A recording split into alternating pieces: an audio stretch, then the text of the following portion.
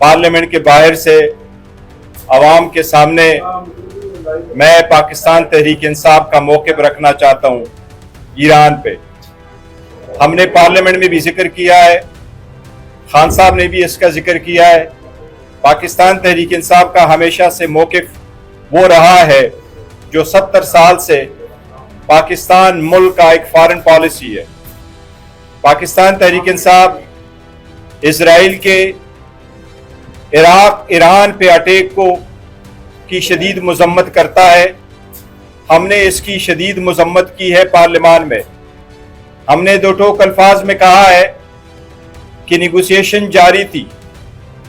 ये ईरान का अंदरूनी मामला था इंटरनेशनल कम्युनिटी के साथ। 5 मीटिंग्स ऑलरेडी हो चुकी थी।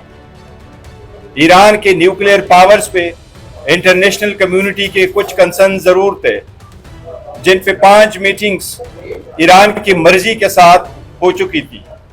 6ठी मीटिंग अभी होनी थी, जिसकी इंटरनेशनल कम्युनिटी इंतजार कर रही थी।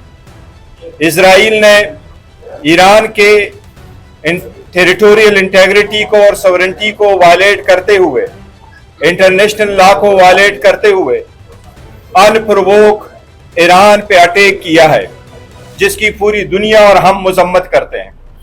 ईरान का हक है कि वो अपना दिफा करे।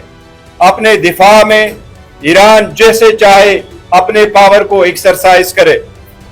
पाकिस्तान तहरीक इंसाफ ईरान की हमेशा हिमायत करती रही है और इंशाअल्लाह ताला हम हिमायत करते रहेंगे। हम इंटरनेशनल कम्युनिटी से ये दरख्वास्त करेंगे, मुस्लिम दुनिया से दरख्वास्त करेंगे कि आप यूएन सिक्योरिटी काउंसिल की इंटरवेंशन करें, आप ओआईसी कॉन्फ्रेंस बुलाए, आप अरब लीग की कॉन्फ्रेंस बुलाए, इसके एस्केलेशन को रोके और जितनी जल्दी हो सकता है इसकी सीज फायर कराए। लेकिन जहां तक ईरान का ताल्लुक है, पाकिस्तान तहरीक इंसाफ, पाकिस्तान के अवाम और हम उम्मीद करते हैं पाकिस्तान इटसेल्फ इंशाअल्लाह ताला ईरान के शाना बशाना इसके दिफा के हक में हमेशा होगा इंशाअल्लाह ताला। बिस्मिल्लाहिर्रहमानिर्रहीम। इसराइल ने जो जहरियत की है, तमाम बैनुल-अक़वामी क़वानीन की खिलाफ वर्जी की है, यूनाइटेड नेशन के जो कवानीन है, लॉ है, चाहे उसकी खिलाफ वर्जी की है और उसको हक नहीं पहुँचता। उसको किसने इख्तियार दिया कि वो खुद फैसला करे कि फ़लाँ मुल्क जो है वो एटमी बम बना रहा है, उसके बाद उस पर अटैक शुरू कर दे। जबकि IAEA का बाकायदा उन्होंने अनाउंस किया है और आज भी कहा है उन्होंने कि ईरान एटम बम नहीं बना रहा। तो आप फर्ज करते हैं जैसे इंडिया अभी पहलगाम में एक वाक़या होता है और वो कहते हैं पाकिस्तान ने कराया है, फिर खुद ही फैसला करते हैं पाकिस्तान पे हमला करना। ये टोटली हमाकत है, गैर इंसानी, गैर अखलाकी, गैर कानूनी इकदाम है। और फिर आपने उधर से मुज़ाकरात कर रहे हैं और मुज़ाकरात हो रहे हैं और आप धोखे में अटैक कर देते हैं। ये मेरे ख्याल में आप यकीन कर लें, इसराइल को अगर आप देखें ना, उसकी कोई डेप्थ है ना कोई बैक है, वो अकेले नहीं लड़ सकता, नहीं हमला कर सकता। अभी जब उसने अटैक किया तो ये ग्रीन सिग्नल मिला उसको अमेरिका की और यूरोप की तरफ से, ताकि वो अटैक करे और बहाना तलाश करे, जंग शुरू कर दे। तो ये उन्होंने जुल्म किया है, ज्यादती की है और अवाम, ईरान के अवाम खड़े हैं उसके मुकाबले में। देखें बहुत सी चीजें यहाँ के लोग नहीं जानते। मैं चूंकि वहाँ 20 साल पढ़ा हूँ, उनका सारे का सारा डिफेंस सिस्टम अपना है, खुद बनाया है।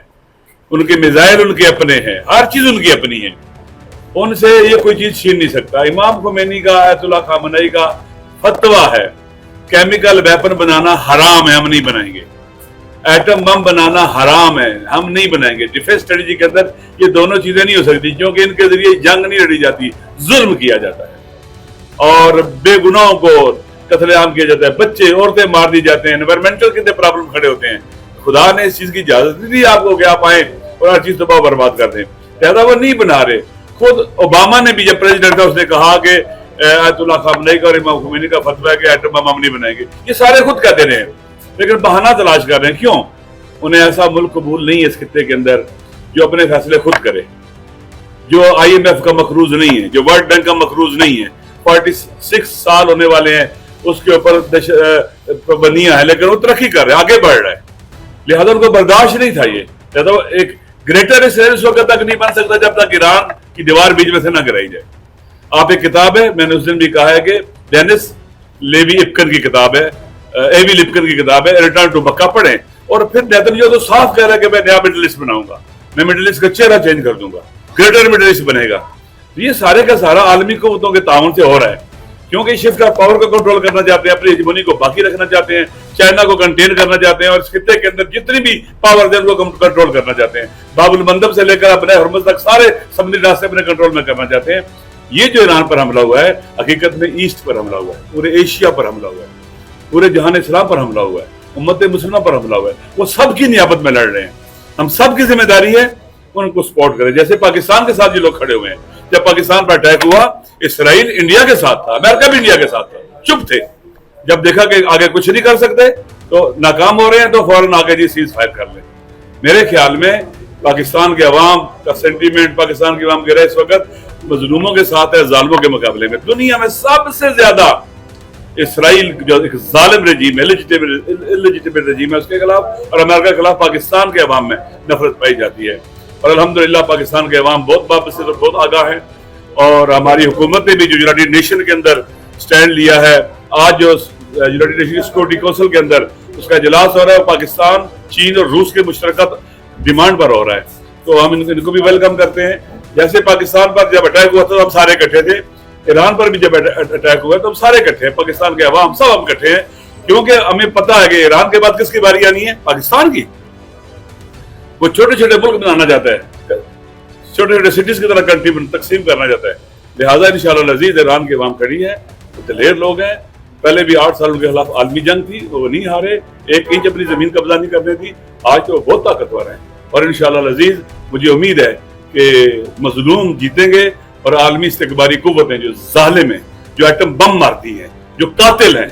آپ دیکھ لیں گزشتہ فرسٹ ورلڈ وار سے لے کر ابھی تک انہوں نے کروڑوں انسانوں کو, بے گناہوں کو قتل کیا ہے اور کر رہے ہیں. غزہ پہ خاموش ہیں, آج بھی غزہ پہ اس نے اٹیک کیا, سیلے لوگوں کو مارا ہے. اس لیے ضرورت ہے کہ جہان اسلام اکٹھا ہو, مسلمان اکٹھے ہو, مسلمان کنٹریز اکٹھے ہوں, تاکہ ان فتنوں کا مقابلہ کر سکیں. شکریہ. عمر صاحب.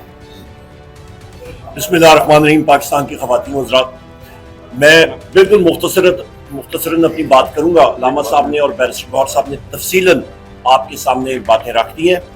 آپ کو میں یاد دلانا چاہتا ہوں کہ جو دوسری گلف وار ہوئی تھی اس وقت ویپنز آف میس ڈسٹرکشن کا شوشہ بش نے اور بلیئر نے شروع کیا تھا, اور اس مفروضے پہ پورے عراق کو تباہ کیا گیا تھا اور مشرق وسطیٰ کے اوپر اٹیک کیا گیا تھا. اور آپ دیکھ لیں کہ آج بھی خطہ جو ہے 20 سال بعد 25 سال بعد وہ ابھی تک نہیں